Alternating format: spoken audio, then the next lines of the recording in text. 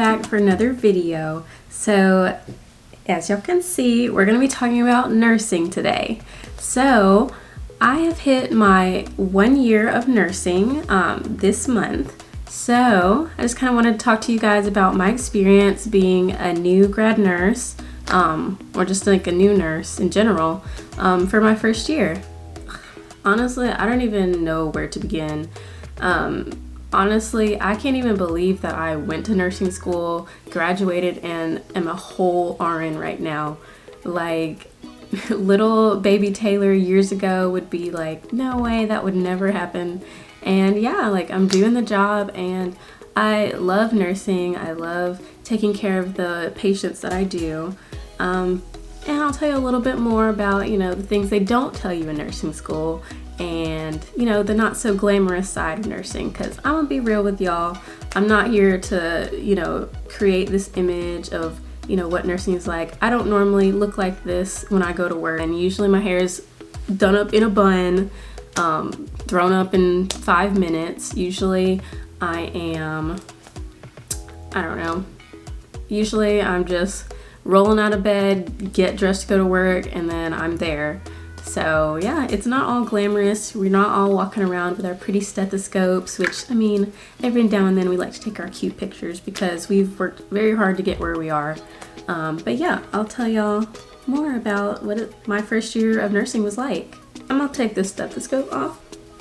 Alright, so I wrote a few notes just so I wouldn't forget everything, because it's been a whole year. Like, a lot has gone on since then. So I am a registered nurse. I went to a 4-year university, and I got my Bachelor's of Science of Nursing. You can also get your associate's degree, and I believe that's usually like a 2-year nursing program, and it just varies depending on the college that you go to. But I have a bachelor's. I graduated in May of 2020. So I'm still a baby nurse. I felt way more confident than I did a year ago, but there's still so much that I'm learning. I'm not a perfect nurse by any means. And yeah, and this, like, I just want to kind of tell y'all, like, how I went through my first year. So really, the main thing, we'll start in when I was in Practicum. So when I did Practicum, I went, like, my first night, I remember I was so excited. I didn't sleep at all. I was working on day shift, so I had to get up at like 4 or 5 in the morning just so I could get ready and just be at work by 6:30. I tried to get there a little bit early. You have to normally be there by 7. Like 7 to 7 is a normal shift for a nurse. So yeah, I got there at that time, and my first day, I loved it. Like, I was seeing so much. I got to see what a nurse does, and honestly, I was just blown away at how much stuff that we actually do. In nursing school, they tell you you're learning about meds, you're learning about, patient care, how to turn patients correctly, how to, when and how much you should document urine output, what to look for in patient care. But you don't really notice that you're doing all of that in a 12-hour span for however many number of patients that you have. I had 5 patients when I was in Practicum. I only had 4 patients during the day. I work on like a med-surg trauma floor, so mostly I just work with trauma patients. Like your gunshot wounds, your car accidents, falls, people, like, elderly people falling. And we kind of just see a mix of different types of injuries and ailments on the floor. That's our main trauma population. So, I'm going through Practicum. I'm learning so much about, wound care. I'm learning about how to take care of ortho devices, how to move patients with ortho devices, when you need to be turning certain patients, because we did have a lot of total care patients on our floor. We'd have to feed them either by mouth or through a peg tube, or we have to push their meds through their peg tube or through a duo tube, anything like that. And, we have to clean up patients. PCAs aren't the only ones who clean up urine and poop and all that kind of stuff, which I was perfectly okay with. I was perfectly fine with that. We gave baths and everything. And I learned all of that during practicum. I learned more in practicum than I did in clinicals, and I tell everybody this. And that's pretty much everyone's experience. Like, nursing is something you have to actually do the job to know what you're doing. A big issue I had with nursing school is quite a few things. I was afraid a lot of nursing, which, they don't really tell you about in nursing school. I feel like there's so many nurses who are like, oh, like, it's so much fun, like, you get to learn so much, and you do, but you also kind of have that fear factor of like, okay, what if I mess this up, or what if I forget to chart this, or what if I forget to, do these important skills that these patients need. And I was just afraid, and I kind of let that stunt my growth. And I'll tell y'all a little bit more about that. I also had imposter syndrome. I felt like I didn't deserve to be there. And I just felt, and I had like a lot of trouble with time management too, because that was something I had no concept of until nursing school and nursing, like having the nursing career in general. Like I said, the fear that I struggled with, it was just, I just felt like I didn't know what I was doing. I didn't feel competent. Nursing school and taking your NCLEX, that's like a defining point of like, oh, you know what you're doing. You're competent enough to take care of patients safely. And those are just, benchmarks and standards of what they say you are, required to have to be considered competent. But I just felt like I wasn't. I just was so nervous. I didn't know what I was doing. I'm just gonna be honest about that. But I had a really good preceptor. She probably doesn't know this, but I don't know. I thought that she didn't really like me at first. And I think it was just us both having kind of maybe even similar personalities. I wouldn't even say different, because we were both very quiet at first. And I was her first student, and she had been a nurse for only a couple months as well. So she was still learning everything herself. And I think it's a lot having a student at, if you're like 6 months or less, like it is a lot to try to have a student and teach somebody else when you're also teaching yourself. But that's what I had. And she was a great preceptor. Like, I learned everything from her. And time management also was something I had to work on, was something that I just had no concept of until nursing school. Even in nursing school, they teach you to be on time for class. You couldn't miss any classes. You had to be on time for any skills check-offs, tests, and stuff. So that helped a little bit, just kind of managing my time and all the assignments that we had. But realizing how much we had to do in a 12-hour shift with 4 different patients was just completely unreal to me.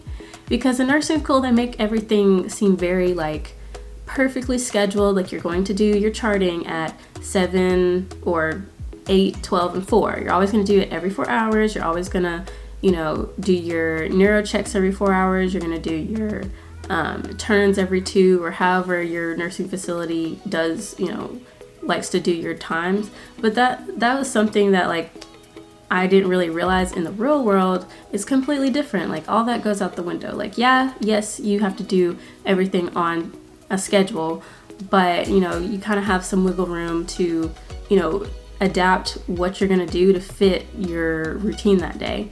So like, if you have a straight cath at 8 o'clock, and then you have to do your med passes for your patients, plus documenting someone's urine output or turning your patients, you have to kind of schedule that yourself. So what I always recommend to anybody, even the students that I have now, always have you a brain, which is just like a sheet of paper that you have all your patients' meds, kind of have their names and like what you're going to be doing for them that day, their orders on it. And then you can also have like another sheet of paper to just time, at 8 o'clock I'm doing this, at between 9 and 10 I'm doing this, and it helps you stay organized. And you have to do that for the first few, probably a couple months, to a year, until you feel comfortable. A lot of nurses get in the habit of it after a while, and you don't have to write down as much. But it's always good to write stuff down. Never feel like, oh, I don't need to write something down, or I should already, be able to keep this in my mind. Like, no, help yourself out and write stuff down. Some people just have good memories. I was not one of them, so I had to make sure I wrote everything down. Going through the next couple months, I had to get used to, doing things on my own. The more like my preceptor helped me and stuff, of course she was watching me and everything, but I didn't even feel confident around her to do things because I felt like I had to know everything, and that's just not realistic. Like, when you're coming out of nursing school, a lot of times you don't get to do a lot of the skills. Like, I think at that point, in Practicum, I'd only done maybe 1 or 2 IVs in all of my clinical rotations that I had for the last 2 years of nursing school. And I was terrified to do a IV on a real person, and I'm supposed to be their nurse or their the nursing student. And now I can do them no problem. I mean, you have to get the practice in to get better. And so I had to kind of push myself to get over that fear. Sometimes I had to kind of fake it till I made it, but in the end, it's like you went to school for however many years, you have your nursing degree, you took your NCLEX, so, you might not know everything, but you are competent enough to do the job, and, you have to do what you need to do to figure out what you need to do for your patients. And it got a lot better over time. Honestly, at some days I would go in, towards the end of Practicum, and then in the beginning of my orientation, I would go in and I would just be so nervous. I would be like, I couldn't sleep as well because I was thinking about the next day, like what I do, or if I, messed up one thing here and there, I would think about it for days or hours, and that's just not realistic because in a 12-hour shift, so much happens. You can't be perfect and you can't get everything perfect, and some things you don't always get done in that 12-hour shift, and you have to let your night shift know, or your oncoming shift know, because it is a 24-hour facility, and everyone's a team. So use your resources. Like, that was a big thing that I had to learn to do too. Like, I would have the PCAs and stuff, I would be kind of hesitant to ask them for stuff because some of them weren't as willing to help, and they would be fighting you every step of the way. But then there were other PCAs that were really helpful, and they would do anything that you ask of them. I was a PCA before I started nursing school. I did it as a co-op or internship before I became a nurse. So I knew what I needed to delegate to the PCAs. I just needed to do it. I felt like I had to do everything, but you don't. Like, if you need help cleaning up a patient, if you need help emptying some urine output, you need to do it. You have to use your resources, especially if you're a med-surg nurse. I'm not sure how most ICUs are, but I know the one on my floor, our other ICU, they don't have any PCAs, so they do have to do everything themselves, but they also rely on their teammates to help them as well. So yeah, that was just a lot of it. Just getting the confidence to do the nursing job. I feel like, there's those nurses that are super excited to jump in and do everything, and I was not one of those. I was excited, but I was so scared that it made it to where I didn't want to do a lot of things. But I definitely recommend, pushing yourself, to the edge of your comfort zone. You don't have to get out of your comfort zone, but push yourself to the edge, and, realize that, you're going to have to talk to the doctors. You're going to have to learn how to be confident, speaking up. I'm normally a pretty quiet person, and speaking up and talking to the doctors was something that I was like, oh my God, I'm so scared. But we gotta remember, the doctors make mistakes too. They're people, they're humans, and a lot of them are really nice and really helpful, and they just want to hear your input for caring for your patients. And the more you work, the more experience you get. You'll know what the doctors are expecting to know from you at what times, and you'll get to know your patients a lot better too, because you're not scrambling around trying to figure out what you need to do.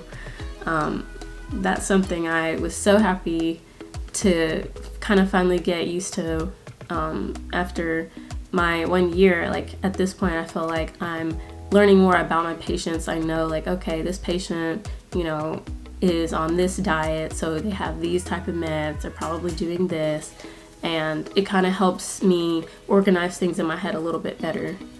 But yeah, that was a big part of my first year, was just dealing with the anxiety and everything. And you'll find that on a lot of units, especially as a new grad, it's going to be hard because you don't have as many resources. I know a lot of floors that hire new grads, they tend to hire mostly new grad nurses. So, your most veteran nurse might have like 1 to 3 years of experience. And to me, that's still like a baby nurse. I want to see those nurses that have been here for, 7 years, 11 years, 25 years. There are nurses like that are great resources. But when you're, kind of starting on these newer floors and stuff, you might not have that. So you kind of have to just use your resources, use your nurse manager, your nurse educator, anybody that you need. If you don't know something or don't understand, ask.